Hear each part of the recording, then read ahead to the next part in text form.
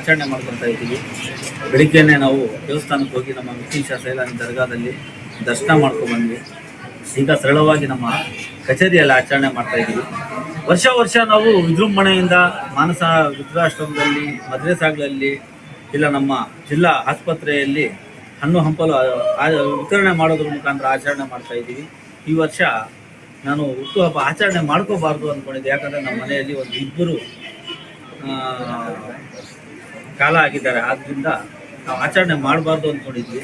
ಆದರೂ ಕೂಡ ನನ್ನ ಮಿತ್ರರ ಒಂದು ಒತ್ತಾಯದ ಮೇರೆಗೆ, ನನ್ನ ಅಬ್ದುಲ್ ಕಲಾಂ ಫೌಂಡೇಶನ್ನ ನನ್ನ ಮಿತ್ರರ ನನ್ನ ಎಲ್ಲ ಸಹಯೋಗಿಗಳ ಒಂದು ಒತ್ತಾಯದ ಮೇರೆಗೆ ನಾನು ಸರಳವಾಗಿ ಇವತ್ತು ನಮ್ಮ ಕಚೇರಿಯಲ್ಲಿ ಆಚರಣೆ ಮಾಡ್ಕೊತಾ ಇದ್ದೀವಿ. ಈ ಒಂದು ಸಂದರ್ಭದಲ್ಲಿ ವಿಶೇಷವಾಗಿ ನನ್ನ ಮಾಧ್ಯಮ ಮಿತ್ರರಿಗೆ, ನನ್ನ ಪತ್ರಕರ್ತ ಮಿತ್ರರಿಗೆ ನಾನು ಧನ್ಯವಾದಗಳನ್ನು ತಿಳಿಸೋಕ್ಕೆ ಇಷ್ಟಪಡ್ತೇನೆ.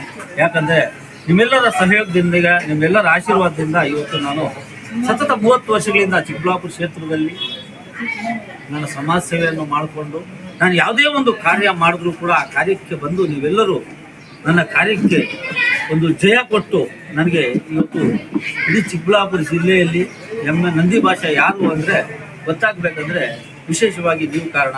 ಹಾಗಾಗಿ ಮೊದಲ ಬಾರಿಗೆ ನನ್ನ ಹೃದಯದ ಅಂತರಾಳದೊಂದಿಗೆ ಎಲ್ಲರಿಗೆ ಧನ್ಯವಾದಗಳನ್ನು ತಿಳಿಸೋಕ್ಕೆ ಇಷ್ಟಪಡ್ತೇನೆ. ಅದೇ ರೀತಿ ಏನು ನನ್ನ ಈ ಒಂದು ಹುಟ್ಟುಹಬ್ಬಕ್ಕೆ ನನ್ನ ಮಿತ್ರರು ಬಂದಿದ್ದಾರೆ, ಎಲ್ಲರೂ ನನ್ನ ಜೊತೆಯಲ್ಲಿದ್ದು ಇವತ್ತು ನನ್ನ ಹುಟ್ಟುಹಬ್ಬ ಆಚರಣೆ ಮಾಡಿದ್ದಾರೆ. ಎಲ್ಲರಿಗೂ ಮತ್ತೊಮ್ಮೆ ಧನ್ಯವಾದಗಳನ್ನು ತಿಳಿಸೋಕ್ಕೆ ಇಷ್ಟಪಡ್ತೇನೆ. ಈಗ ಡಾಕ್ಟರ್ ನಂದಿ ಭಾಷೆ ಸಮಾಜ ಸೇವಕ ಇಲ್ಲಾಂದ್ರೆ ರಾಜಕಾರಣಿ ಅಂತ ನೋಡಿ, ನಂದಿ ಭಾಷಾ ಸಮಾಜ ಸೇವೆ ಸತತವಾಗಿ 30 ವರ್ಷಗಳಿಂದ ನಾನು ಮಾಡ್ಕೊಂಡು ಬರ್ತಾ ಇದ್ದೀನಿ. ಅದಕ್ಕೆ ಯಾವುದೇ ನನಗೆ ಒಂದು ಇದಿಲ್ಲ. ಯಾಕೆ ಅಂದರೆ ನಾನು ರಾಜಕೀಯದಲ್ಲಿ ಬೆಳಿಬೇಕು, ರಾಜಕೀಯದಲ್ಲಿ ಒಂದು ಉನ್ನತವಾದ ಹುದ್ದೆಗೆ ಹೋಗ್ಬೇಕನ್ನೋ ಆಸೆ ನನಗೂ ಇದೆ. ಆದರೆ ಎಲ್ಲೋ ಒಂದು ಕಡೆ ನಿಮ್ಗೆಲ್ಲರಿಗೂ ತಿಳಿದ ಹಾಗೆ ರಾಜಕೀಯದಲ್ಲಿ ಬೆಳಿಬೇಕಂದ್ರೆ ಇವತ್ತು ಹಣಬಲ, ಜನಬಲ, ಜಾತಿ ಬಲ ಇದು ವಿಶೇಷವಾಗಿ ಕಾರಣ. ಯಾಕಂದರೆ ಯಾವುದೋ ಒಂದು ಎಂಟಿ ಪ್ಯಾಕೆಟ್ ನಾವು ಅಲ್ವಾ, ಒಂದು ಎಂಟಿ ಪ್ಯಾಕೆಟ್ ಹೋಗ್ಬಿಟ್ಟು ನಾನು ರಾಜಕೀಯದಲ್ಲಿ ನಾನು MLA ಆಗ್ತೀನಿ, ನಾನು MP ಆಗ್ತೀನಿ ಅಂದರೆ ಸಾಧ್ಯ ಇಲ್ಲ. ಏನೋ ನಮಗೆ ದೇವ್ರು ಕೊಟ್ಟಾಗೆ ನಾವು ಏನೋ ಸಮಾಜ ಸೇವೆ ಮಾಡಿಕೊಂಡು ಜನರಿಗೆ ಏನೋ ನಮ್ಮ ಕೈಲಾದಷ್ಟು ಒಂದು ಅನುಕೂಲ ಮಾಡ್ಕೊಂಡು ನಾವು ಹೋಗ್ತಾ ಇದ್ದೀವಿ.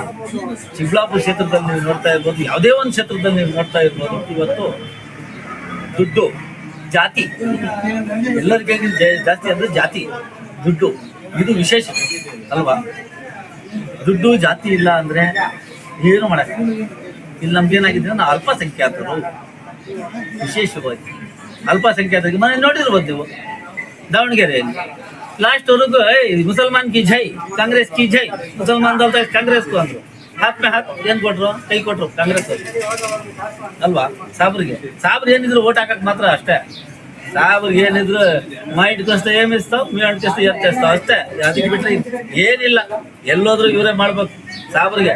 ಆದ್ರೆ ಹೇಳ್ತಾರೆ 500 ಇಷ್ಟ ಸಾಬ್ರು ಓಟ್ ಹಾಕ್ತಾರೆ ಬಿಡಲ್ಲಿ, ಸಾಬ್ರದ್ದು ಯಾವ ಕತೆ ಅಂತ.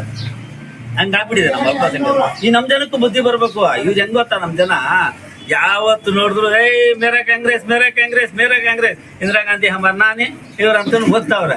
ಎಲ್ಲರಿಗೂ ಕಿತ್ ಬಿಸಾಕ್ಬೇಕ್ರಿ. ಯಾರಾದ್ರೂ ಏನ್ರಿ, ಯಾವ ಪಕ್ಷ ಆದ್ರೇನ್ರಿ, ಮೋದಿಯವ್ರು 11 ವರ್ಷದಿಂದ ಇದಾರೆ. ಏನ್ರಿ ಮಾಡಿದ್ರು, ಏನಾದ್ರು ಮಾಡ್ಕೊಳಕಾಯ್ತೀತ? ಈ ಜಾತಿ ಹಂಗೆ ಅಲ್ರಿ, ಎಲ್ಲದಕ್ಕೂ ರೆಡಿ ಅಂತ ಜಾತಿ.